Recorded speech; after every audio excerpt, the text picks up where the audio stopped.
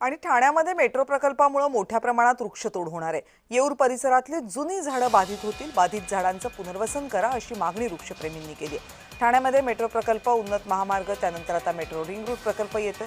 Metro ring road प्रकल्पामध्ये ठाण्यातल्या विविध ठिकाणची झाडं बाधित होत आहेत. ठाण्यामधल्या येऊरचं जंगल परिसरालगत असलेल्या उपवन तलावाच्या परिसरात मोठी जुनी झाडं बाधित होणार आहेत. त्याबाबत ठाणे महानगरपालिकेनं जी झाडं बाधित होणार आहेत त्यावर नोटिसेस चिकटवल्यात. या झाडांचं योग्य पुनर्वसन करावं अशी मागणी वृक्षप्रेमी करतात.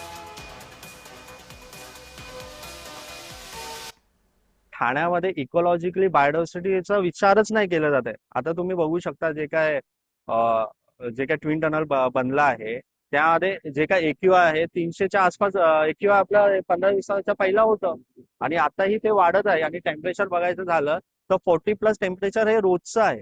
हे कंट्रोल करण्यासाठी पर्यावरण वाचला गेलाच पाहिजे. मला जे काय लोकल लीडर्स आहेत, पॉलिटिशियन्स आहेत, जे पुढाकारी आहेत, त्यांना हे आव्हान असेल की तुम्ही आमच्यासाठी, हे सामान्य नागरिकांसाठी हे पर्यावरण वाचवण्याचा प्रयत्न करा. नाही